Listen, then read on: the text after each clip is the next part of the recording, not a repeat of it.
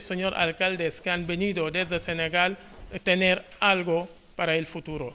Y para no alargar, porque hay que trabajar, damos las gracias a todos y bienvenido.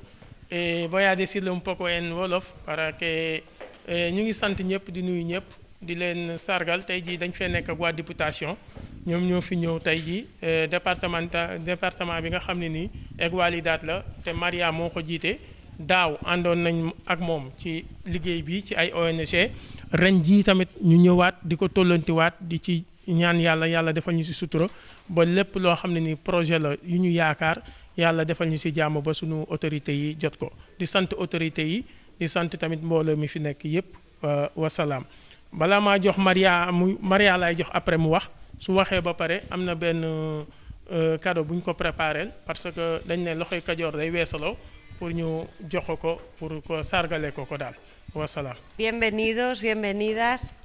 Por parte de la Diputación de Vizcaya, del Gobierno del Territorio de Vizcaya, queremos darles a todos ustedes la bienvenida, a todas las autoridades senegalesas que han querido acercarse a Vizcaya estos días.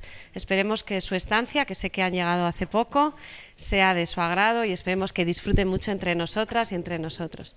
Desde la Diputación de Vizcaya trabajamos en muchísimos países, tanto en África como América Latina, de la mano de las ONGs vizcaínas y vascas que llevan muchos años trabajando en cooperación internacional. Trabajamos de la mano el Gobierno de Vizcaya y las ONGs para hacer que sus países, tanto Senegal como muchos otros países, puedan seguir saliendo adelante y creciendo. Hoy la idea es traer algunas de esas ONGs con las que trabajamos desde el Gobierno de Vizcaya, desde la Diputación, y también hay algún alcalde, luego él se presentará, para que ustedes les cuenten cuáles son las necesidades, las características, lo que ustedes tienen en sus territorios y en sus municipios, y ellas les cuenten cuál es su trabajo, y haya un buen intercambio para ver si se crean sinergias y conexiones. El papel nuestro de la Diputación de Vizcaya hoy es ese, el crear conexión, el crear sinergias, el crear coordinación. Eso es lo que queremos que ocurra esta tarde. A la mayoría de ustedes les veré mañana, porque mañana la diputada de Cooperación Internacional y la diputada de Administraciones Públicas le recibirán en el Palacio Foral. Estaré con ustedes mañana otra vez para hacer una visita más protocolaria. Espero que esta tarde sea sobre todo fructífera, que tenga muchos frutos. Muchas gracias. waaw moom dane dafa ñëw tey jii ci députation la jóge nekk fa ci benn département boo xam ne nii Igualdad la pour ak coopération léegi moom ñëwoon na daaw ci fête bi te tamit dafa ànd ak ONG dafa am ay ONG yi fa nekk ak alcalde boo xam ne tamit mu ngi fi boo xam ne après moom dina présenté wu pour ñëw jéem a def benn connexion boo xam ne ni entre maire yi nga xam ne maire yi sénégalais yi fi ñëw ak ñoom nee na tey ji bisu tey bi nag bisu waxtaan la ak yéen ngeen wax leen yéen nécessité yi nga xam ni moom ngeen am ci seen municipaux yi pour loolu pour ci seen communes yi pour ñoom ñu jéem a xam ñoom lan la ñuy def ñoom ba xam méngoo na ak yooyu pour ñu jéem a dem am connexion pour jéem see mën a liggéey. mu wax ne aussi tamit tey jii ñu baree ngi fi ci ay ONG suba tamit mën ngeen leen a gis parce que suba tamit députada boobu dina leen recevoir foofu ci place yo boobu dina leen recevoir di ngeen leen mën a gisee moom li muy souhaité mooy que ni tey jii bisu tey bii ci ngoon nekk loo xam ne nii lu am njariñ la ak loo xam ne nii lu am sorti la daal ci lii ngeen xam ne moom ngeen di ut si fii loolu la wax daan ne wasalaam léegi para ir tenemos aquí un regalo de la asociación Teranga a la Diputación Foral en el departamento de Igualdad y esto. Y vamos a pedir al señor representante de los alcaldes, Papa Adama Cissé, que venga a ofrecer a este regalo a María. Sí. Ubico.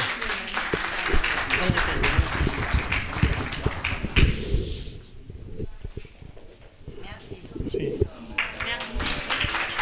Ese significa mucho, María. Mira, sí. Sí, sí, sí. Sí. Sí. Les hommes ici, celui-là. Sí. Muy bien. Hemos hecho esto para dar la importancia a la mujer mundial que trabajan siempre también y está el hombre también trabajando, ¿eh? Y entonces meeru Lekitio waaw moom mooy meeru Lekitio moom moo fi ñëw moom mu ngi tudd Koldo waaw. Aquí tenemos junto con el alcalde de Lekitio que se llama Koldo, que ha venido aquí a presentar este trabajo porque ha visto que él tiene muchos senegales en su pueblo. Entonces le vamos a pasar la palabra para que nos diga algo. Eskerrik asko. Arratsaldeon, ongi etorri danori, muy buenas tardes, bienvenidas y bienvenidos a todos a Vizcaya. Yo, en nombre de, bueno, como alcalde que soy, en nombre de un representante del territorio de Vizcaya, donde acogemos o donde tenemos conciudadanos y conciudadanas de vuestro país, pues en primer lugar daros las gracias y en segundo pues también daros las gracias no solo por venir, sino por la contribución que estáis haciendo como personas a la realidad de nuestros municipios. Nosotros somos una zona en el este de Vizcaya, nosotros en particular somos un municipio pequeño en el que existe una comunidad senegalesa muy importante, una comunidad senegalesa que viene de la costa de Senegal, que viene a trabajar al sector pesquero, a los puertos de Lekeitio, Ondarroa, y con los que estamos trabajando durante los 3 últimos años. Hay una asociación que trabaja en el municipio y que estamos desarrollando proyectos con ellos para poder conocernos mejor, poder mostrarles nuestra cultura vasca o vizcaína en este caso, y también ellos darnos a conocer la cultura senegalesa y poder así ir construyendo el municipio de Lekeitio en este caso en particular. Yo, sin más, nosotros trabajamos muy estrechamente con la comunidad senegalesa, estamos muy contentos y espero que este trabajo que hemos empezado pues que se pueda ir profundizando y desarrollando en un futuro. Sin más, eskerrik asko danori. Bon, mooy li mu wax rek li ñu commencé woon mu ngi doon wax ne moom mooy alcalde bu Lekitio. Lekitio nag benn dëkk la bu nekk fii ci Vizcaya te foofu moom dafa am ay sénégalais yu fa nekk communauté sénégalaise boo xam ni am fa association di fa liggéey ak ñoom tout ça affaire yooyu. nee na moom mu ñëw di jàpp ci liggéey bi fii di sant gaa yi tamit maire yi ñëw bi ñu ñëw fii non seulement ñëw bi ñu ñëw pour fekk ci liggéey bi ak fekk ci sénégalais yi fii tamit moom mu gis ne loolu lu am solo la ci kii bi. ci li ñuy liggéey ñoom parce que ñoom seen maire yi am nañ fa ouverture ci sénégalais yi fa nekk te aussi tamit dañuy jéem a def ay projet ak sénégalais yi looloo tax moom mu teew fi tey jii ñëw jëmbal bis bi ànd kook ñun ba nga xam ne nii bu ëllëgee leneen ak leneen mën na cee mën a xew waaw salaam. Bueno, hola, buenas tardes. Soy Teresa Gaminde, trabajo en la Agencia de Desarrollo del Ayuntamiento de Baracaldo y estamos colaborando con Teranga en la organización de estos eventos para poder desarrollar proyectos de cooperación con Senegal. El encuentro de hoy va a estar basado en la metodología del World Café. Hemos preparado 6 mesas en las que en cada mesa está una ciudad, una persona que haga la traducción y en la que os sentaréis las ONGs y cada 10 minutos las ONGs, 15 minutos más o menos, las ONGs iré rotando por mesa para poder conocer a todas las ciudades. En las mesas hay unas fichas con resúmenes, muy resúmenes de proyectos, porque eran bastante más potentes, pero bueno, lo que hemos podido resumir para que os lo llevéis. Os he dejado también mi tarjeta, tenéis ahí luego si queréis unas carpetas para poder guardar toda la documentación y esto es un inicio. El inicio de un contacto que tiene que ser a lo largo del año. Hoy el objetivo es conocerse, que oigáis lo que las ciudades tienen, quieren o pueden necesitar, para que bueno, luego si se puede desarrollar algún proyecto de cooperación, pues ya se haya establecido un vínculo. Una vez terminado, se tomará un refrigerio pues para poder seguir manteniendo un poco la relación y bueno, pues esto es todo, que a ver si conseguimos que de aquí salga algo, ¿vale? Entonces nada, cuando queráis empezamos, ¿vale? ñi nuyu ñëpp di jërëjëf ñëpp di leen wax kontaan nañ bu baax ci accueil bi ñu accueillir fii daaw ñëwoon nañ fii fekk fi teranga boole ñu ak ñoom ren ñu ñëwaat fii ak yaakaar bu rëy rencontre bi nag rencontre bu am solo la pour ñun maire yi damay wax ci turu maire yi jógee Sénégal ak député honorable député Rokhaya Diouf dans le cadre de la coopération décentralisée l'Europe, l'Espagne, les Pays Basques font beaucoup de travail et qui n'est pas ressenti par les populations. C'est pour mieux encadrer cette intervention des ONG, les interventions des partenaires au développement, que nous souhaitons les accompagner, les rencontrer ici, définir ensemble les cibles, définir ensemble les projets et les accompagner sur le terrain pour avoir un impact positif sur les populations.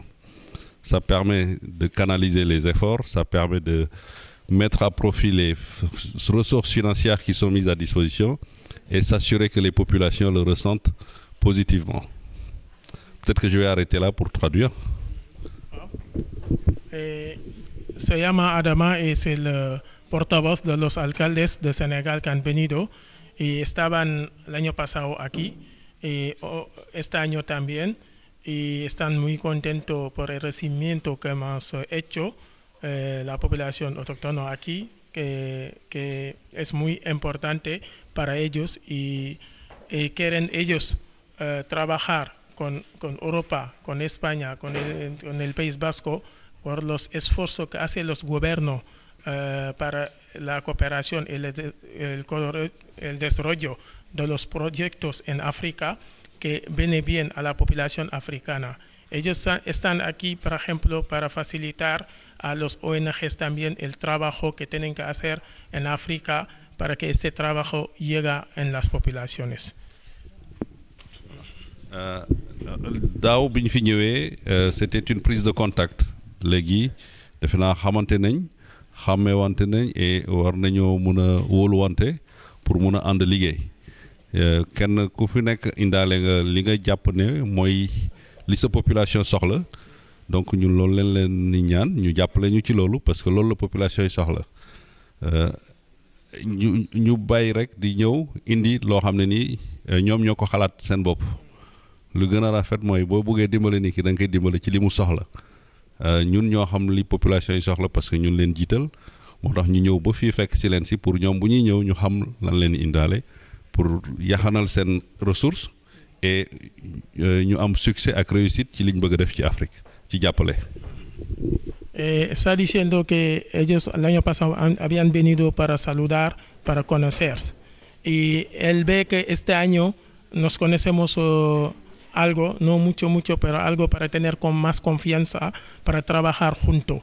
Y ellos como tienen cosas, proyectos que son proyectos que piensan que las necesidades de las poblaciones, mejor que trabajamos junto con los proyectos que ellos han tenido desde las necesidades de la población y que no para que vosotros lo que pensáis que tenéis que hacer en África, igual ahorramos tiempo cuando ellos sepan lo que necesita la población y le pasan a un proyecto que trabajáis juntos en el terreno y que todo vaya con éxito.